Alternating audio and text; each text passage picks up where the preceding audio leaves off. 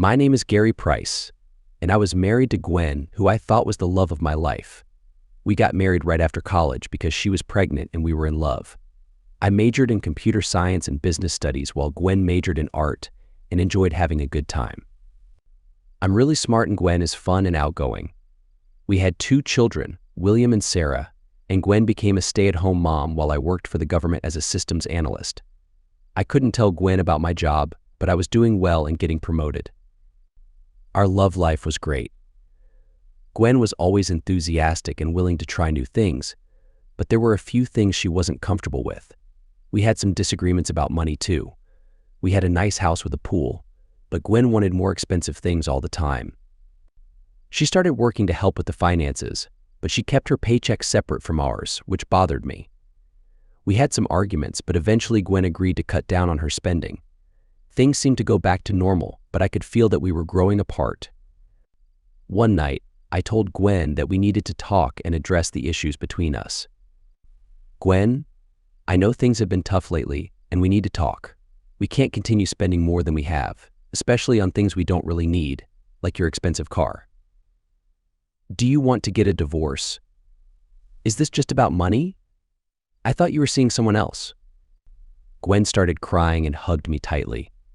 Gwen, I can't believe you would think that. I love you more than anything, and there is no one else for me.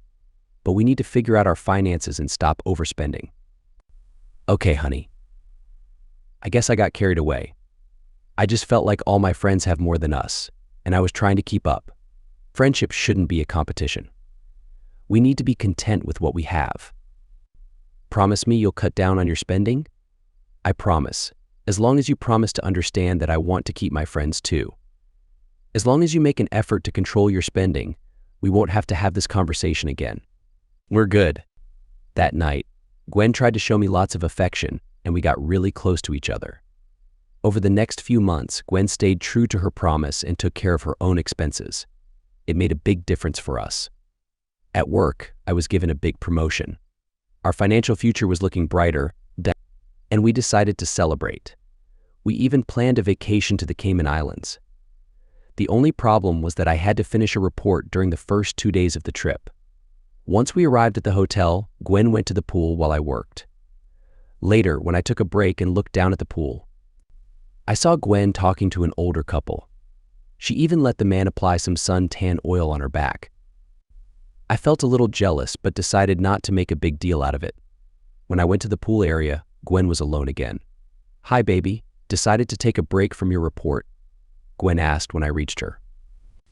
Yeah, who were those people you were talking to? I inquired. Oh, just a couple on vacation. The man was named James. They have a room in the hotel next door, and we happened to meet at the shared pool. We spent some time talking and then got ready for lunch. After lunch, Gwen went back to the pool, and I continued working. When I took another break and saw Gwen talking with the same couple, I decided to finally introduce myself. The man, James, started making comments about women and relationships that made me uncomfortable. He believed that women were shallow and easily influenced by trinkets, unlike men from other races who kept women in subservient roles. I disagreed and defended Gwen, saying I trusted her completely. James laughed and said I was naive. I went back to our room to finish my report. When I called Gwen later to join her for dinner, she mentioned how she enjoyed shopping and that James had bought her some things. I started to worry about the influence this couple might have on Gwen and decided to talk to her about it. I waited for Gwen in the room until late, but she didn't show up. Finally, she arrived with shopping bags full of designer items. Where have you been? I've been waiting for over 2 hours, and now it'll be hard to get a table this late. Oh, sorry. We stopped at a restaurant on the way back, so I've already eaten. Great, so you forgot about me, your forgetful husband who's just sitting here. I got carried away and lost track of time. Why don't you get something to eat, and I'll take a shower. When you get back, I'll show you what I bought. I've lost my appetite, but go ahead and show me what you bought. She took the bags into the bathroom, and a few minutes later, she came out wearing a very revealing outfit. It was the most revealing outfit I had ever seen, and I couldn't understand why she bought it. That's the most revealing outfit I've ever seen. Why did you buy that? She pouted and said, well, I like it, and James said it looked good on me. I was furious. When did James see you in that outfit? Don't get upset, Mary was there too. They helped me choose it. Look at what else they bought me. She went back into the bathroom and came out wearing a revealing dress with high heels and a see-through wrap. I wasn't impressed. I didn't only buy stuff for myself. I bought you a little present too. She handed me an envelope with a ticket for a deep-sea fishing trip for the following day. She thought I would enjoy a day of fishing after working hard. I thanked her for the gift, but then she spoiled it again. James and Mary invited us to go to a nightclub with them tonight, so you better get ready. No. I said, no, we're not going out with your new friends tonight or any other night. I would like to spend some quality time with my wife, if that's not too much trouble. But I already promised them we would go. I handed her the phone. Well, you can tell them I've canceled. Now put on something more appropriate, and we'll go dancing in the ballroom downstairs. Reluctantly, she changed, and we went downstairs. As the evening went on, she seemed to relax and started to enjoy herself. That night, to my surprise, she tried to be intimate with me. I had set my phone alarm for 6 in the morning so I could have some breakfast before leaving. During the fishing trip, I caught a few fish, but none of them were large enough to keep. At lunchtime, I called Gwen to check on her. Hi, how's the fishing going? I caught a few, but nothing special. What are you up to? James and Mary are taking me shopping in a small town up the coast. We're on James's boat. I'm just sunbathing while they steer the boat. Hope you don't mind. Well, actually, I do mind. You're spending too much time with them. We need to spend time together during our holiday. I'm not going to argue with you now. I'll see you tonight. I returned from my fishing trip around 5 p.m., but the room was empty. I called Gwen, but she didn't answer. I sent her a text and waited. By 8 p.m., I received a text with a photo attachment. The photo was of Gwen outside a nightclub in her cocktail dress. The text said she was going clubbing with James and Mary and not to wait up for her. I immediately went down to reception with the picture and asked for directions to the nightclub. I called a cab and headed to the club. When I arrived, I tried to enter, but the bouncers wouldn't let me in and threw me into some bushes. As I brushed myself off, I thought I spotted Gwen on the roof of the club, but I couldn't be sure. I tried calling and texting her all night, but there was no response. I eventually fell asleep, feeling restless and anxious. The next morning, I woke up and tried to call Gwen again, but she didn't answer. I asked her to call me as soon as possible because I was worried. I then tried to text her, leaving a message to call me back. As I waited for her response, I checked her wardrobe and noticed that her clothes were missing. I felt a wave of nausea and quickly went to the bathroom. Why would she need to pack her clothes unless she was leaving me? Before heading down for lunch, I received a text from Gwen. She apologized for what happened at the club and told me she was on James's boat, going on an island hopping trip for the next few weeks. She asked me not to try to follow her and said she would be back in a few weeks. I replied with just 3 words, no, we won't. I turned my phone off and couldn't take any more. I laid on the bed and cried myself to sleep, realizing that my marriage was over. When I woke up at 7 p.m., I went down to the restaurant for dinner, but my heart wasn't in it. I thought about getting drunk, but that wasn't my style. So I returned to my room. The next morning I woke up and the reality hit me. My life had turned to chaos, and there was nothing I could do about it. I decided to change my flight and head back home this afternoon. I packed all of Gwen's remaining clothes into bags and threw them in the hotel's dumpsters. I checked out and made my way to the airport. While on the flight, I called Gwen's parents, Ted and Amy, and asked them to pick me up. Ted asked why we were coming home early, and I said I would explain later. When we landed, I met Ted at the airport. He looked expectantly behind me, hoping to see Gwen, but I told him she wouldn't be coming. What do you mean she's not coming? Where is she? Is she okay? Let's go to the car. It's a long story. As we drove, I explained to Ted what had happened. He couldn't believe it, so I showed him the texts and video for proof. I broke down in tears and ran out of the room, while Ted just sat there looking broken. He stood up, put his hand on my shoulder, and apologized for raising a daughter who would betray her marriage vows. Ted and Amy agreed to take care of the children while I dealt with the situation. The next day, I met with a lawyer and explained everything.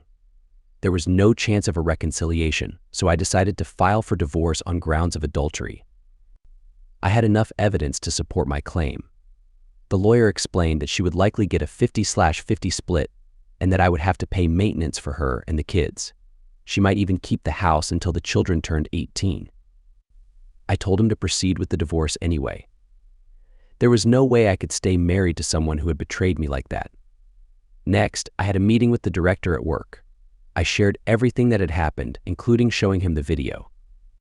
He was shocked and informed me that I would need to see the company's psychologist before resuming my duties. An appointment was scheduled with Amanda Gray, our psychologist, for the following day. I had met her once before during my psychological evaluation when I joined the company.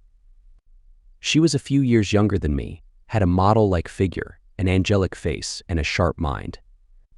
I returned to an empty house that no longer felt like home, just a place to sleep. I wondered when I would see my wife again. Against my better judgment, I tried calling her but found that her phone was no longer in service. Worried, I reached out to her parents to check on the children. They assured me that the kids were fine, but they hadn't been able to reach Gwen either. I went to the police station to report her missing and showed them a video of Gwen leaving. However, they concluded that she had left voluntarily based on the video and her texts, so there wasn't much they could do. I felt helpless and didn't know what else to do besides waiting for her to come back. I attended a counseling session and had to recount the whole story, which left me feeling emotional and vulnerable. Amanda, the counselor, was sympathetic and professional. She explained that in future sessions, we would revisit the experience to gradually lessen the pain. She also asked if I had any idea why Gwen might have done what she did. The only answer I could come up with was that perhaps she was overwhelmed by James's wealth and fell for his charm. Amanda thought I might be onto something and asked if there were any other issues we needed to address. I mentioned that I had recurring nightmares about the bouncers who had thrown me into the bushes and laughed about it. Amanda explained that the nightmares might stem from feeling helpless, which was understandable given the situation. She recommended that I take some time off work until we could work through these issues and deal with a form of PTSD. After the session, I had a meeting with the director. He showed empathy and took Amanda's recommendations into account. I was suspended from work until further notice and would have to attend counseling 3 times a week. It was also suggested that I join an unarmed combat course with the Marines to help regain a sense of empowerment. I gladly accepted, as I saw it as an opportunity to improve my physical and mental well-being. The session started the following Monday and would continue every Wednesday and Friday until I was ready to return to work. I was nervous about my first appointment and having to relive that dreadful week. When I arrived, Amanda greeted me warmly, and we shook hands before starting the session. It was emotionally challenging, and I struggled, but Amanda assured me that it was normal at this stage. To avoid the pitying looks from my coworkers, I went to a local deli for lunch on my own. Afterward, I headed to Quantico for my first workout. Gunnery Sergeant Mike Sanders was my instructor, and he didn't hold back in telling me that I had a long way to go.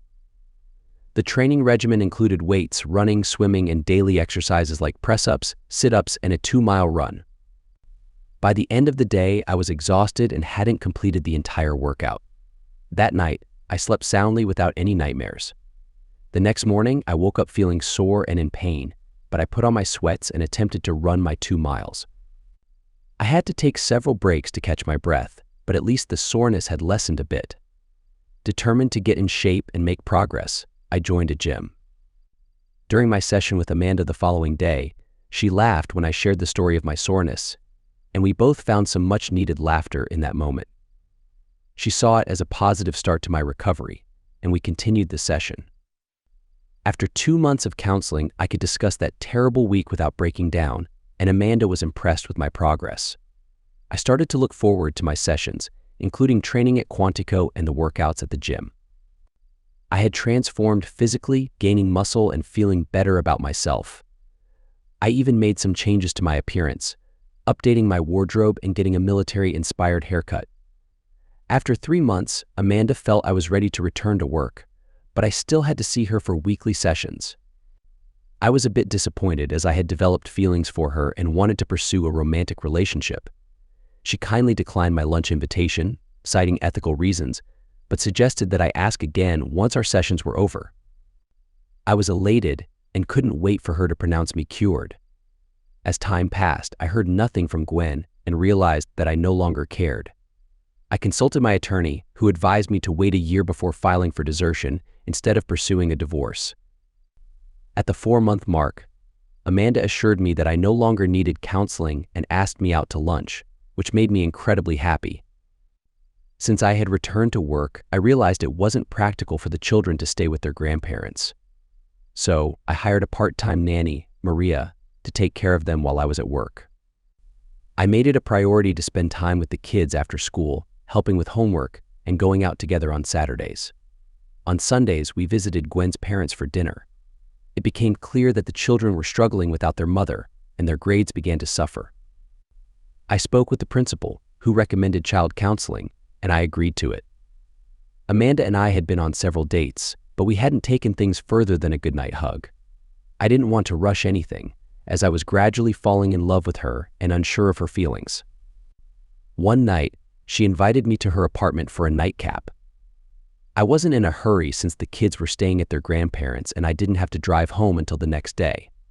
It was my first time visiting Amanda's apartment, and I was impressed by how orderly it was. As she prepared some non-alcoholic drinks, I browsed through her CD collection. When she joined me in the living room, we sat down together. "Gary, we've been dating for over a month now, and you haven't even tried to hug me. Are you still hurt by your wife's actions, or do you not find me attractive?" she asked, sounding a bit shy. "No, I still feel hurt, but I don't miss her anymore.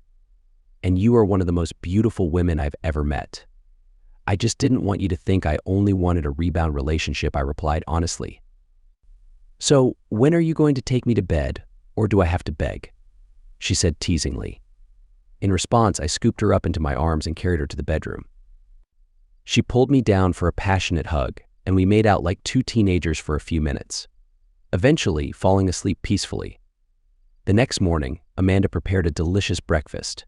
We laughed and shared stories while enjoying pancakes and bacon.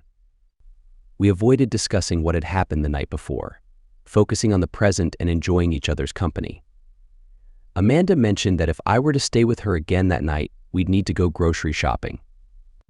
I explained my usual routine of eating at my in-laws' house on Sundays, but agreed to bring Amanda to the next week's family dinner. We then went grocery shopping together, restocking her pantry. For lunch, we decided to dine at a nice fish restaurant, indulging in lobster and salad. Later that evening, I asked Amanda if she would like to go dancing, and she happily agreed. We spent a wonderful evening on the dance floor, holding each other close. When we returned to her apartment, we made slow, passionate love, expressing our growing feelings for each other. I admitted that I was falling in love with her, and she shared the same sentiment. We agreed not to rush into anything and take our time. I left early the next morning, needing to change and head to my in-laws' house. Upon arriving at my in-laws' house, I gathered the courage to tell them about my serious relationship with Amanda. To my surprise, they were thrilled for me and hugged me tightly. It had been 4 months since I last heard from Gwen, and my in-laws were genuinely happy that I had found someone to replace her. They even asked me to bring Amanda to the next Sunday dinner, and I happily agreed to ask her. When I arrived home that night after putting the kids to bed, I called Amanda and told her about my in-laws' reaction and how they were invited to dinner. She happily accepted the invitation but wanted to meet the children first. So, I suggested that she come home with me next Friday for the weekend, and I would drop her off on Monday at work. We agreed to meet for lunch on Monday to discuss further. When I got to work on Monday, my secretary informed me that I should go directly to the office of the director, George Price. I was greeted by his secretary, and we shook hands. There was another man present, introduced as FBI Special Agent Larry Smith. I asked if there was any trouble, and George reassured me that I wasn't under suspicion, but Agent Smith had a few questions about Gwen's disappearance. He explained that after watching the video, he believed she left on her own accord. However, he mentioned that there had been no activity in her bank account for the past 4 months. He also shared that there were similar cases of American women leaving their husbands without a trace. The Bureau was looking into it, but they couldn't take any action as it fell outside their jurisdiction. The local authorities also showed no interest in domestic affairs. Agent Smith wanted to know if I had any additional information to add to my previous statement. I explained that I had already shared everything I knew. He mentioned that he would be speaking to Gwen's parents later that day to gather more information. After he left, George asked if I needed anything and how things were at home. I understood he was fishing for something he already knew, so I decided to open up about Amanda and me. To my relief, he seemed relieved that I had shared the information without any prompting. After I returned to my office, I called Amanda to bring her up to date, but she already knew since she had a similar conversation with her boss around the same time. That Friday, I picked up a nervous Amanda and drove her to my house to meet the kids. As soon as we stepped out of the car, William and Sarah came running out of the door and hugged me tightly. Sarah was the first to speak, asking if Amanda would become their new mommy. Amanda looked at me, and I could see her smiling, as if she wanted me to answer the question. "I don't know yet, honey. But I really hope she wants to be part of our family," I replied. I smiled back at Amanda, and she blushed as she picked Sarah up. She suggested that they show her their rooms, and they happily led the way into the house.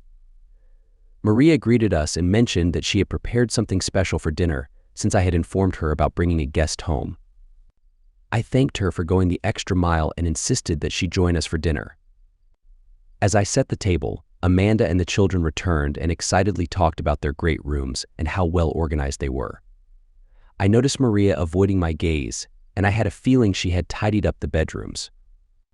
The five of us sat down and enjoyed a delicious meal. Amanda helped clear the table, earning an approving look from Maria. After Maria left, Amanda played with the children until bedtime. Much to my pleasant surprise, they insisted that Amanda put them to bed and read them a bedtime story. It was a duty that had always been mine, and not even Gwen was allowed to do it. Things were going better than I had hoped. After Amanda came downstairs, I was making coffee and poured her a cup. I remarked, "Well, that went even better than I expected. Your children are absolutely charming and so well adjusted given the circumstances." "I'm amazed," she replied. "I learned from watching you and sent them to a counselor, and it seems to be paying off," I explained. "Well, good for you. I must say I'm impressed," she said, giving me a hug. We sat in silence for a few minutes, and I could tell that she was deep in thought. "Gary, did you mean what you said earlier about wanting me to take on the role of their mother?" she asked. "Yes, but only if you want the job. It may not pay well, but there are many benefits. What do you say?" I responded. "Is this your way of proposing?" she asked with a smile. "Yes, I guess it is." "Am I going too fast?" I questioned. "Yes and no." "No, you're not going too fast, and yes, I accept," she answered. With that, she leaped into my arms and we shared a passionate hug. We knew there wouldn't be any intimacy that night, as the children wouldn't understand, and I wasn't ready to broach that subject just yet. On Saturday, I informed the children that Amanda had accepted my offer to be their new mom, but she wouldn't be moving in just yet. They seemed to understand. We took the kids to the mall, and we all sat down for milkshakes.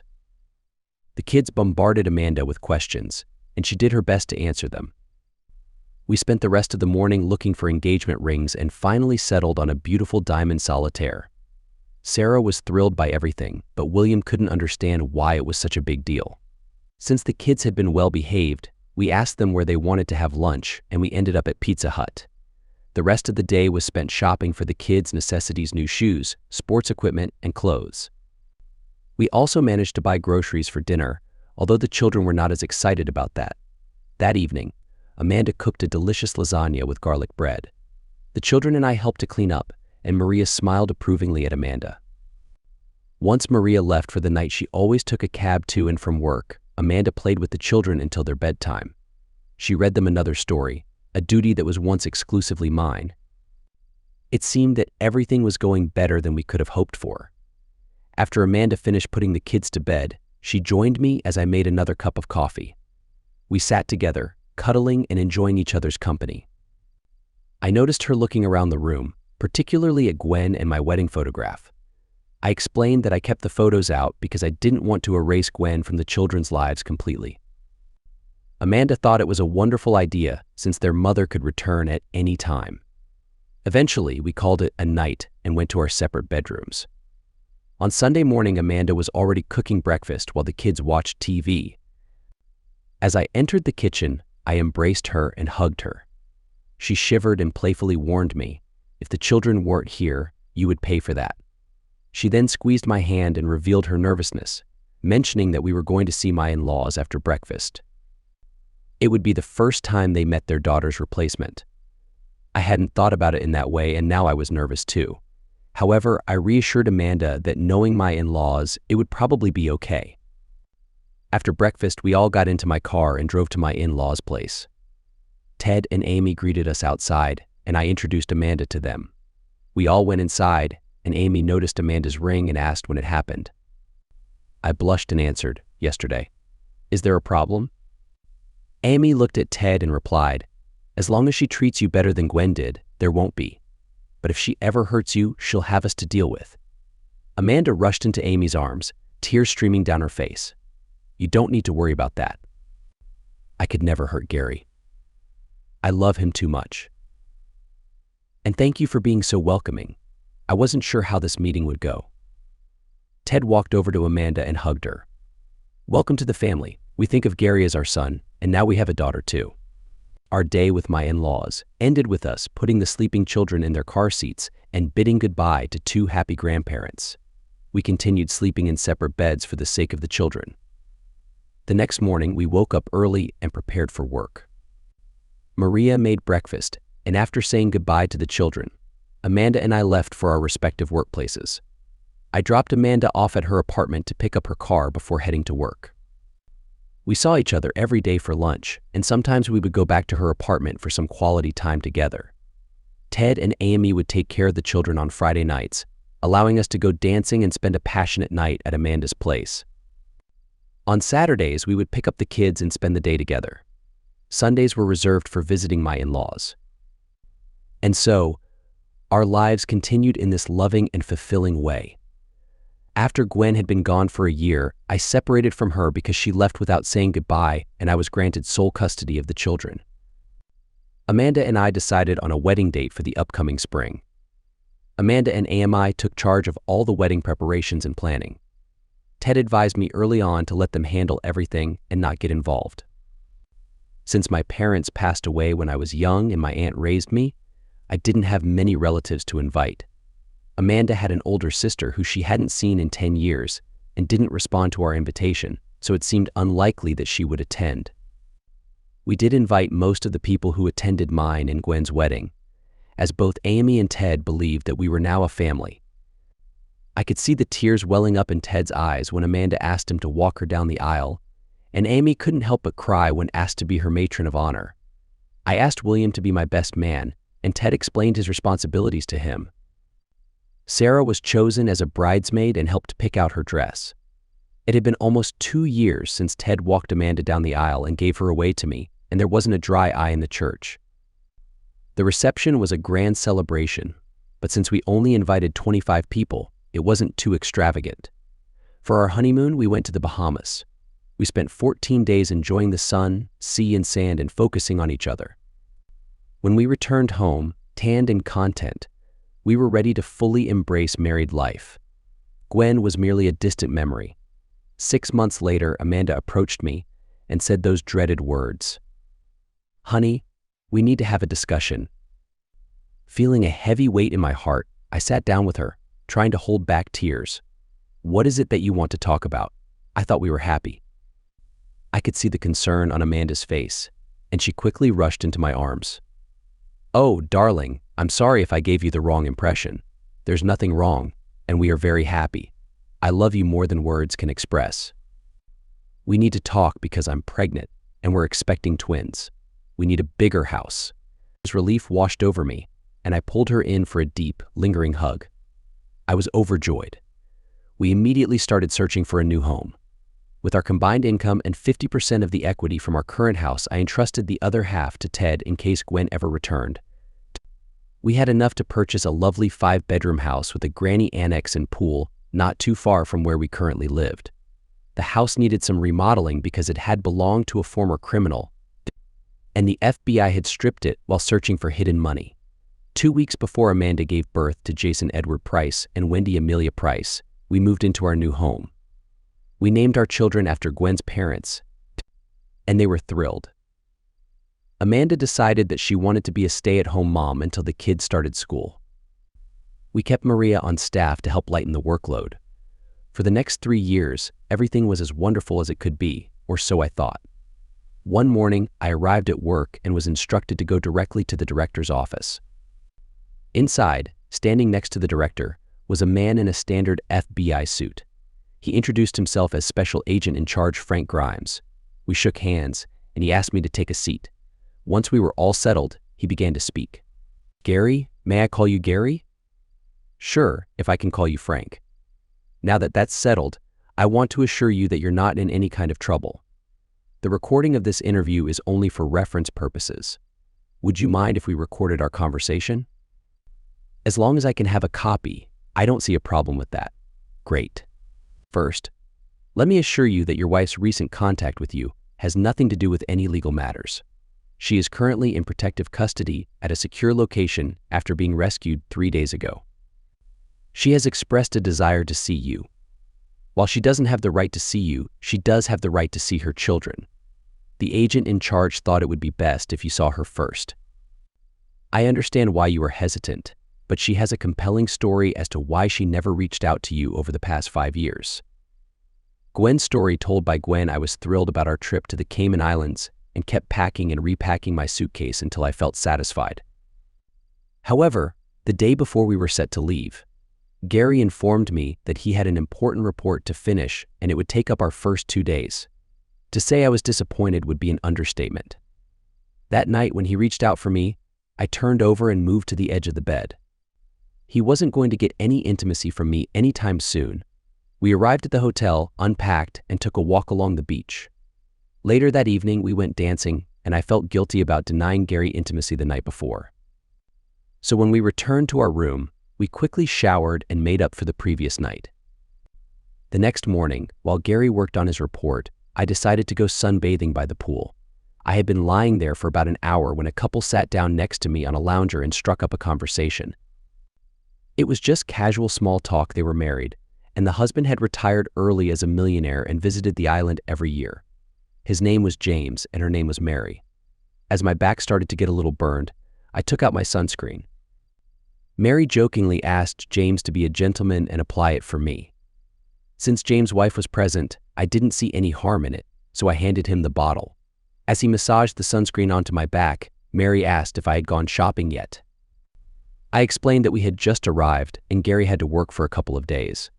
As we were chatting, James continued rubbing lotion onto my back.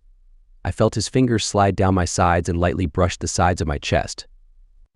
Instead of admonishing him, I experienced a strange sensation and said nothing. He finished applying the lotion and got up.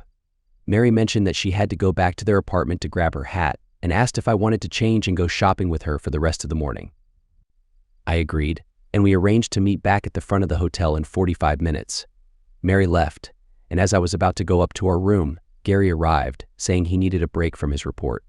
I introduced James to Gary and went to change. I met Mary as planned, and she called a taxi for us. She gave the driver the address, and off we went. Mary suggested grabbing a coffee first, so we entered a classy restaurant and ordered our drinks and some cake. We were discussing our plans for shopping when James unexpectedly joined us. I didn't know he was going to be with us, so it caught me off guard. He ordered a coffee, and the three of us continued chatting. After we finished our coffee, we went shopping. Mary seemed to know all the trendy spots, so I followed her lead. We entered a high-end boutique, and Mary and I split up to browse through the clothes. There wasn't much within my budget, but it was nice to look. Mary walked over to me, followed by James, and she was holding up a revealing micro-mini bikini. "You have to try this on. It'll look amazing on you." I didn't want to seem prudish, so I took the bikini into the changing room and tried it on. It barely covered anything, but I had to admit that it looked incredible. "Come on, Gwen, show us how good you look."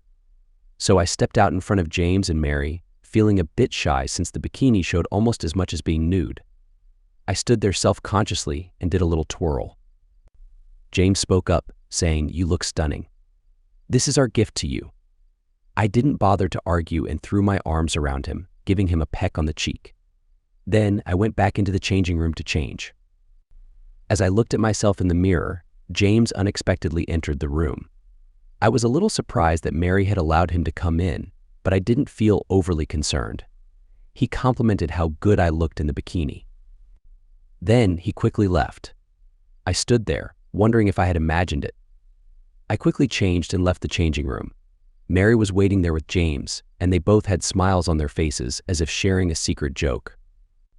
As I walked past them, Mary said, "They'll have their fun, but don't let it upset you. It doesn't mean anything." We had lunch and continued shopping. I have to admit that Gary didn't cross my mind the entire time I was with them. Over the next few hours, they insisted on buying me a very revealing cocktail dress and accessories. We stopped at a nice restaurant for dinner, and Mary invited Gary and me to go clubbing with them later that night.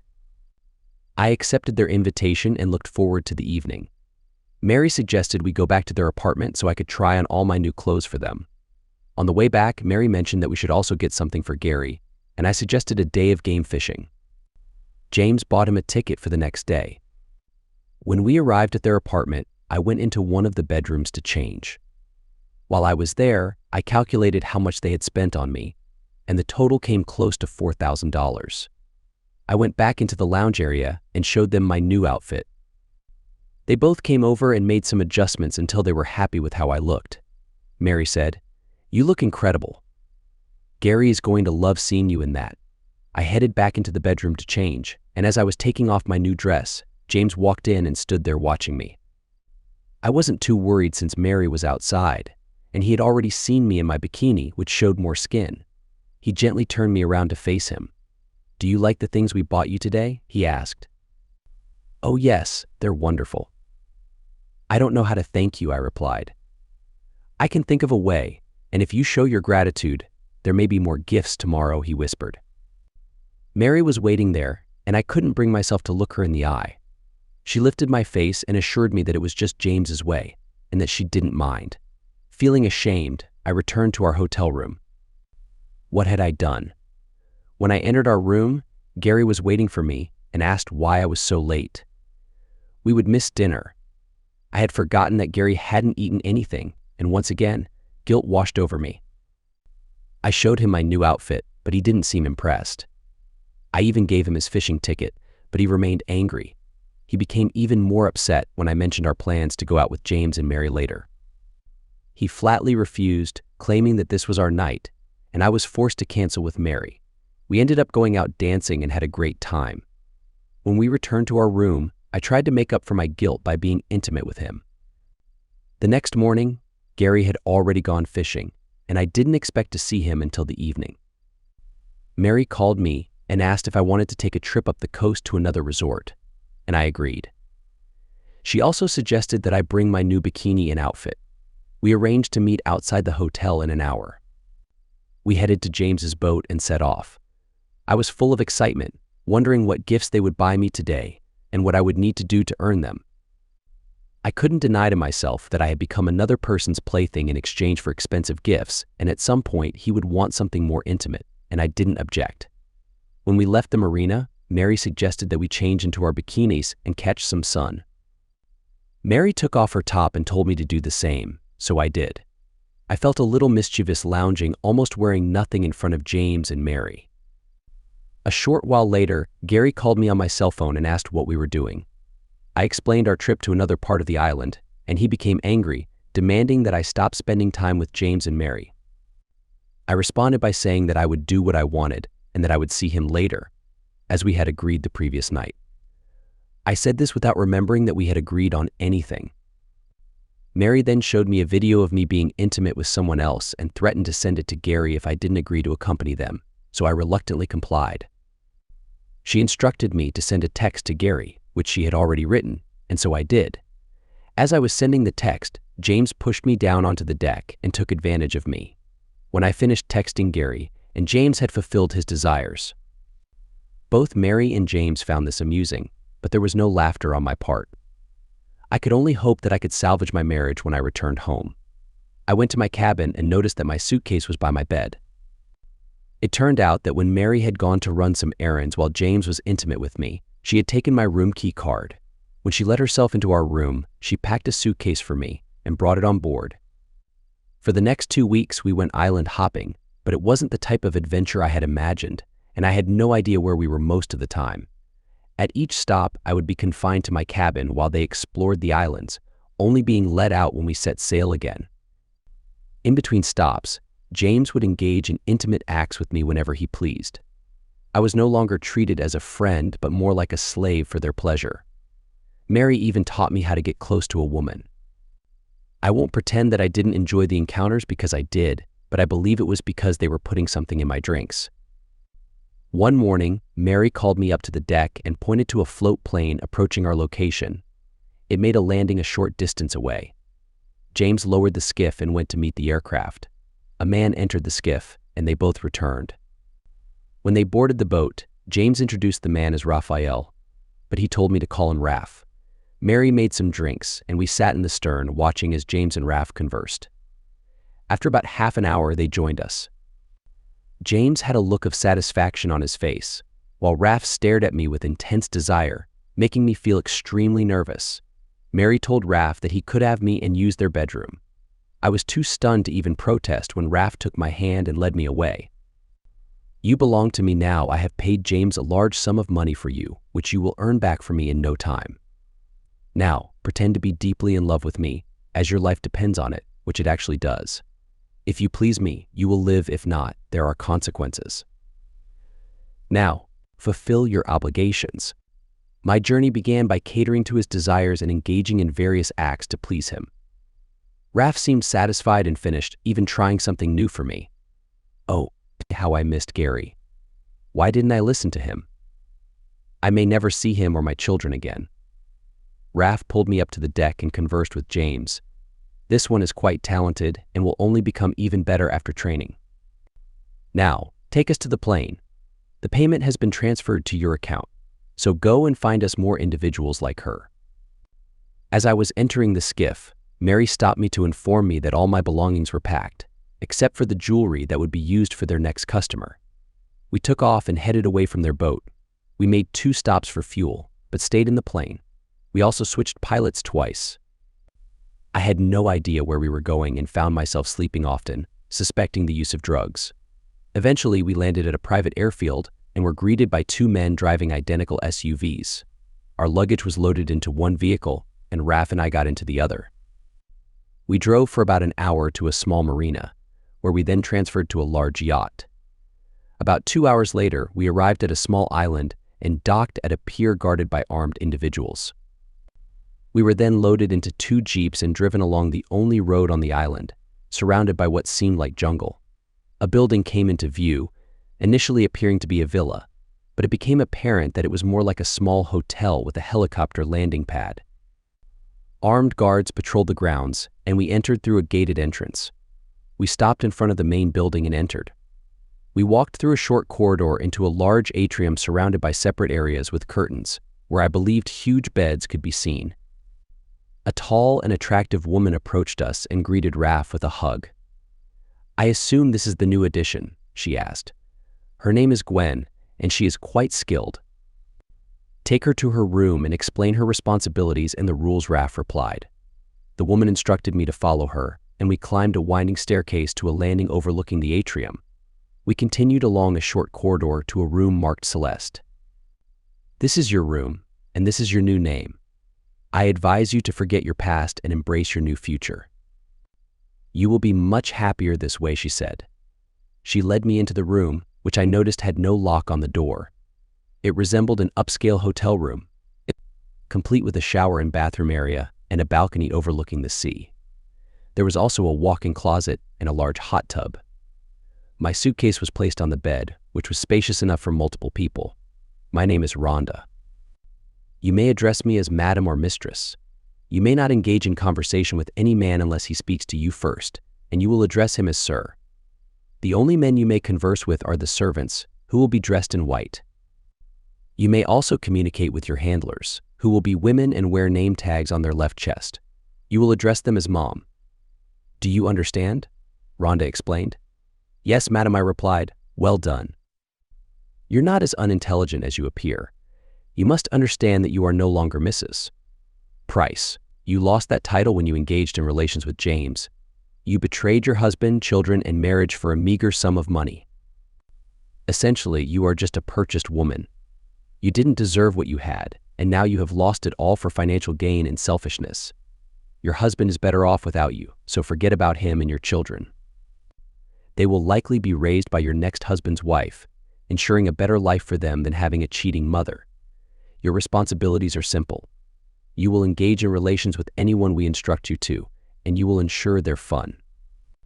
Any complaints will result in punishment, ranging from a simple to extreme measures such as being thrown off the cliff outside your balcony if necessary. Follow instructions, and your stay here will not be unpleasant. Your purpose is to entertain our clients and provide them with gratification. Some will desire to inflict pain upon you, and you will not complain, as they have paid extra for this service. Others will seek to be degraded or harmed, and we will teach you how to handle those situations. Just remember, you are no longer a housewife, you are now considered a high-class companion. Over the next month, I underwent training. My first assignment was scheduled for the upcoming weekend, where I was to entertain a group of individuals from a European crime syndicate. There would be 8 men and 2 women, and we would dance with them. At some point, we would be taken to alcoves and engage in intimate activity.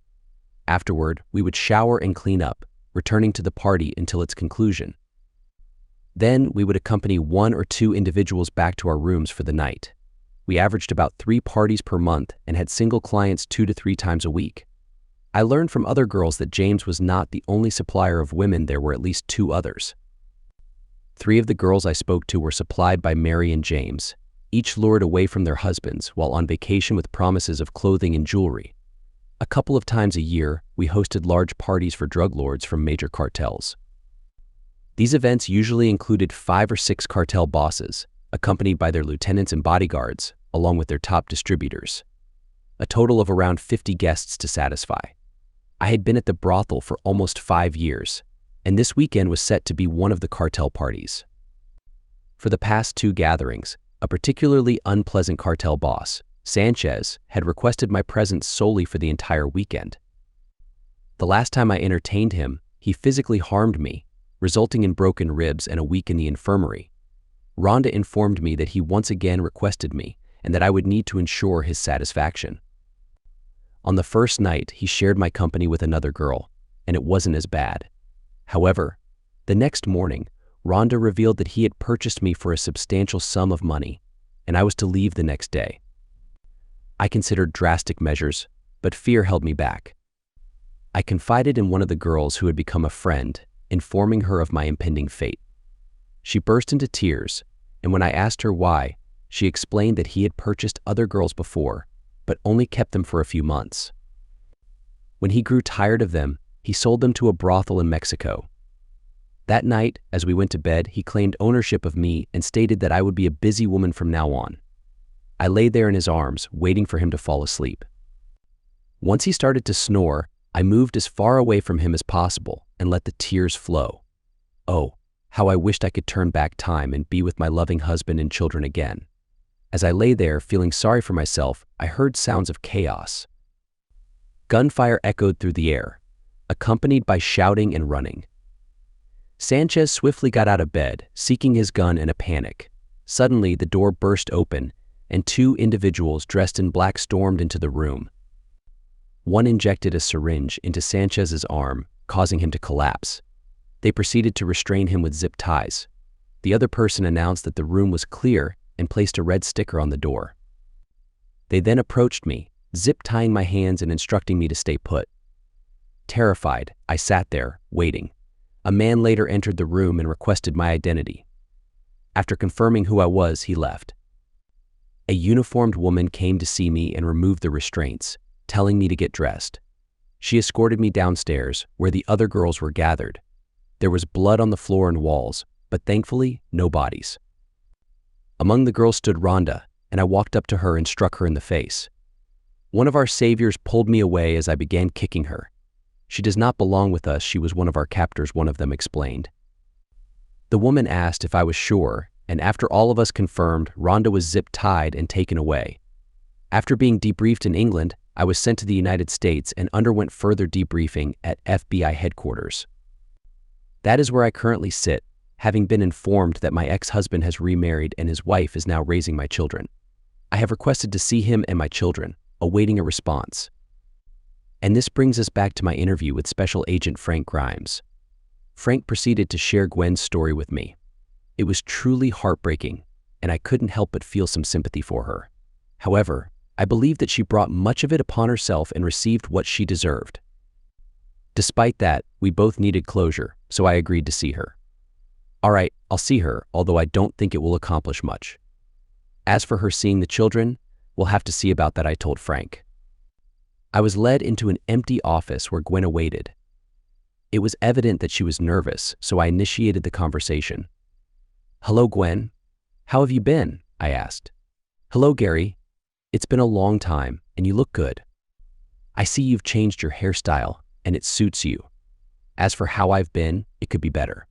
Has Frank told you about the past 5 years of my life?" She replied, "Yes, it's a rough journey, but you brought it upon yourself." "So, what are your plans moving forward?" I inquired. "I'm not sure yet.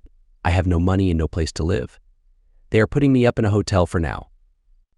I suppose I'll have to ask my parents if I can stay with them," Gwen shared. "Your mom won't be a problem, but I'm not sure about your dad. He was really angry with you for what you did. I don't blame him. When I think back, I can't believe what I did. I'm so ashamed. I even thought about ending my life, but I didn't have the courage. I know you can never forgive me, and I won't ask you to, but for the children's sake, can we at least be friends? One thing at a time, let's not rush things just yet. As far as the children are concerned, your parents and I have kept your photos so that they would remember you. It might still be a shock to them, and I plan on seeking professional advice on how to reintroduce you into their lives. I hope you understand that things have changed during your absence and they now have a brother and sister in their lives. So, I've been told. Do you still live in the same house? No, it wasn't spacious enough. We had to sell the old one and take out a mortgage for a bigger house. Oh, and by the way, you're not without funds. I gave your father half of the equity to keep for you in case you returned. You've always been a good person. I don't know what made me treat you so badly. I just wish I could make it up to you and the kids. I know things were difficult. When you upgraded, I thought I saw her flinch a bit at that. But if you had just been patient, everything would have worked out. In the last 5 years, I've been promoted twice and am now a deputy director with a 6-figure income. Anyway, I have things to do. I'll speak to your parents tonight and update them. I'll let Frank know how it turns out, and you can take it from there. Is there anything else you wanted? Is that it? We were married for 6 years, and that's it.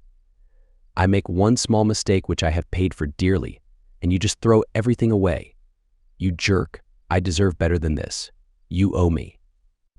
Okay, I was hoping we could handle this civilly, but let's consider things from my perspective. We went on vacation to try and fix our failing marriage, and within 2 days you left me the kids and our marriage. You went off with a couple of weirdos and said you'll be back in a few weeks. You ended our marriage the first time you got close to him on the second day. How did I know? Because he texted me the details and sent me a video of you with him and his wife. So don't act all self-righteous when your own house is full of problems. You behaved promiscuously and ended up as a promiscuous person, so it serves you right. Listen carefully, I don't owe you anything. You're just a lying cheater, and I'm glad to see you go. And with that, I left her in tears. I didn't get much work done that day, so I left early, which was very unusual. I called Amber and told her I would be home early. She immediately sensed that something was wrong and asked what it was. I assured her that it was nothing for her to worry about, and I would tell her when the kids were in bed. After dinner, once the children were asleep, we sat down and I shared everything with her. She sat in silence, contemplating. You need to tell Ted and Amy and arrange for her to meet the kids. I know, but I really don't want her to have anything to do with the children. I'm afraid she will be a negative influence. She doesn't even accept responsibility for her actions and thinks she can just come back into our lives as if nothing happened. Why couldn't she have done the right thing and just disappeared and done us all a favor? I know you don't mean that. You're just angry at her for returning. From what you've told me, she's had a really tough time these past 5 years, and she needs counseling, just like you did. Now, go see Ted and Amy, tell them everything, and see what they say. So I called Ted and said I was coming over and needed to talk to them. I arrived at Ted's and Amy's about 20 minutes later, and they looked very concerned. I quickly reassured them, telling them that we were all fine and happy. We sat in the kitchen, and Amy made coffee. I asked them to have a seat, and I shared the news about Gwen. Their faces turned pale, and Amy started to fidget. I told them everything from the very beginning, leaving nothing out. By the end of my story, Amy was crying, and Ted was close to tears. I had calmed down by then and had taken into consideration what Amanda had said about Gwen's state of mind. I understand that you may be surprised by the news I'm about to share, but Gwen is still your daughter, and I know deep down you still care about her.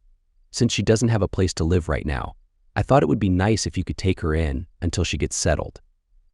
She will need counseling for a while, and I also think it would be a good opportunity for you to reconnect her with her children. What do you think? Would you be interested in doing this? To my surprise, Ted spoke first. Gary, you're such a good man for thinking about others and what they need.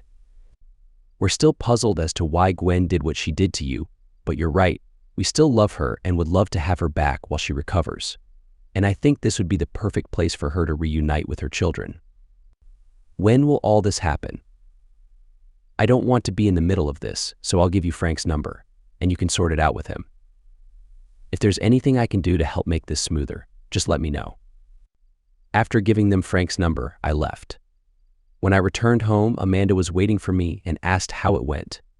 I explained our decision, and Amanda said I did the right thing and gave me a hug. The next day, I was much more productive at work, knowing that we were starting the process of healing our family. I contacted Frank and asked him to expect a call from Ted. He thanked me and said that Gwen was still upset after our meeting and had to be calmed down with medication. He later called me to say that he had talked to Gwen, and she felt much better after learning the news. I asked him when the meeting would take place, and he told me it would be in 2 days. He would go along with a counselor to keep things civil, but would not leave Gwen there until her counselor felt she was ready. Amanda and I would prepare the children for their meeting with their mom. The following day, we sat down with William and Sarah. They were now 11 and 10, respectively, so they could understand the idea of reconciling. We had a long conversation explaining that their mom had made a bad choice 5 years ago and couldn't come back home, but she still loved them and missed them terribly. Now that she was back and not feeling well, she wanted to see them. They didn't seem too interested in seeing their mother, but they agreed to do it based on Amanda's recommendation.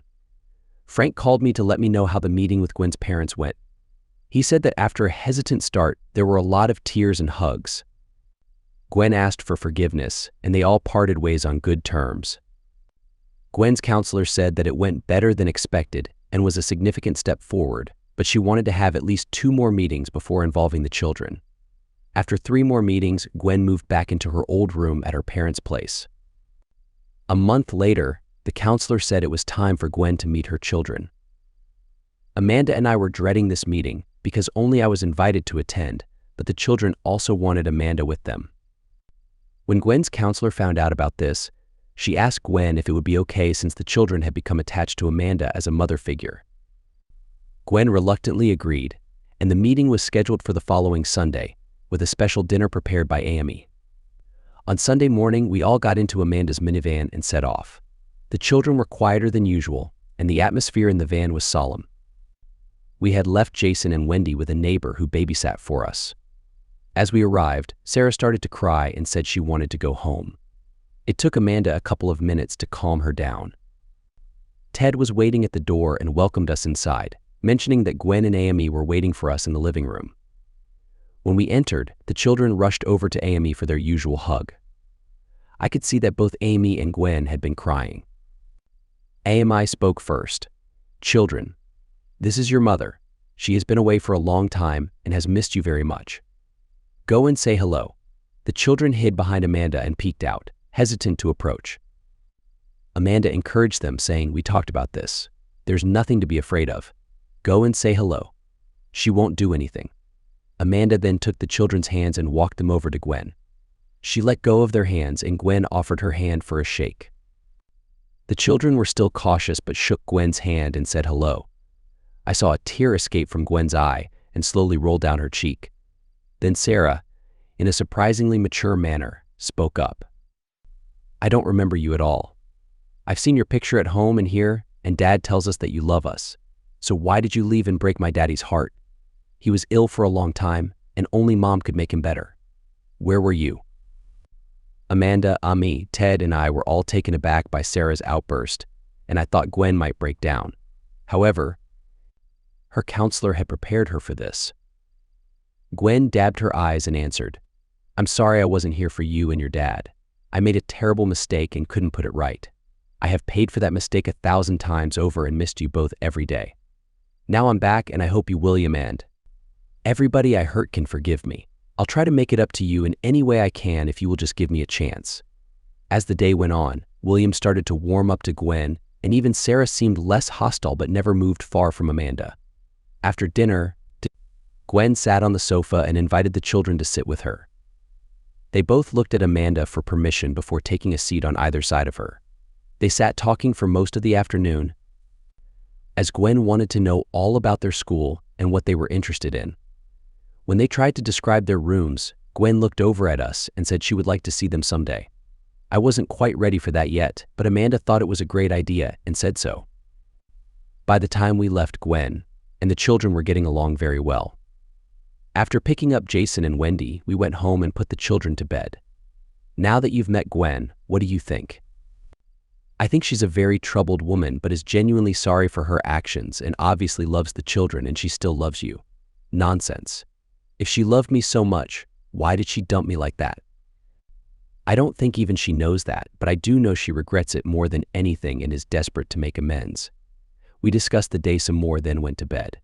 We were so emotionally drained we went straight to sleep. The next morning Frank called and asked if I would pick up Gwen and bring her to the office. I didn't want to, but agreed anyway. When I got to her parents' home, Gwen was waiting for me and got straight in the car. I noticed she had made an effort to look good, even putting on some makeup. On the way to the office, we talked about yesterday's visit, and we agreed it was a positive move forward. When we arrived at the office, I was told to go to the war room, our nickname for the operations observation room. I took Gwen down to the sub-basement where it was located, knocked, and we were let in. Frank, together with my director, were waiting for us. The director asked Gwen to sign a security non-disclosure form and went on to explain why. "I've called you both down here today because Amanda and Gwen's counselor agree that you both need closure after what you've been through. First, let me explain. Your rescue was a byproduct of our and the Brits' joint operation to capture the heads of the drug cartels at their annual conference. The operation was a great success and will disrupt drug shipments because of the vacuum caused by their capture. The remaining lieutenants will be fighting amongst themselves for months. In addition to this, we have been dismantling the human trafficking gang and their procurement agents, like the two you had the misfortune to run into, James and Mary. Many of these haven't broken any laws we could enforce, so more drastic measures have had to be employed. The president and his counterparts all over Europe have signed a clear and present danger declaration document. This means we can take the appropriate action without taking legal action. I hope this will give you the closure you need." He then motioned to the screen in front of us. It showed a large motor launch cruising somewhere in the Caribbean. I recognized it as belonging to James and Mary. He then went on to explain that before they left port, a Navy SEAL had attached an explosive device to its hull, and we were watching via an NSA satellite. He held out a black box the size of a cell phone to us. We both realized what it was. I took the device from him and handed it to Gwen. "You suffered most because of them. The honor is yours if you want it." She took the box from me, thanked me, and pressed the button. The effect was catastrophic. The boat simply disintegrated with bits flying hundreds of feet in the air. I looked at Gwen and could almost see a weight lift from her shoulders. It was exactly the same for me. Closure at last. We thanked the director and Frank and left the office. I was given the rest of the day off, so I took Gwen to lunch. It was the first time we had socialized on our own in 5 years. We ordered lunch and started a stilted conversation about where we went from here. Gwen wanted all of us to be friends. I wasn't so sure, but said I would consider it. After lunch, I called Amanda and said I would be home early, so to throw her boyfriend out before I got home. She thought that was hilarious but played along, saying that my girlfriend had called and canceled the weekend away. Touche. Gwen was listening to our banter but didn't seem amused, so I asked her what was wrong. She said she was taken aback with our banter, as infidelity was no joke. I replied that it can be with a marriage as strong as ours. She sat there quietly, and when I looked over, she was softly crying. I dropped Gwen off at her parents' home and went home. The kids were pleased to see me home early, and we played on the floor for a couple of hours until it was time to pick up William and Sarah. They were pleased to see me home early and asked if we could eat out, so we went to the Red Lobster for dinner. That night, after the kids were in bed, Amanda asked what had happened and I explained everything. I even said how Gwen and I had felt a weight had been lifted from our shoulders.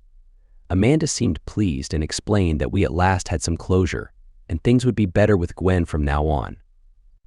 A couple of weeks later, Amanda suggested we invite Gwen and her parents to Sunday dinner, as Jason and Wendy hadn't seen their grandparents since Gwen arrived, and it was past time that Gwen met our children. I reluctantly agreed, and the invitation was made and accepted. The day went off without a hitch, and all 4 kids seemed to get along well with Gwen. William even called her mom a couple of times. When this happened the first time, the room got quiet, and Gwen looked at Amanda, who just smiled and gave her the thumbs up. Sarah was still a bit distant with Gwen, and when Amanda asked her why, she astonished us yet again.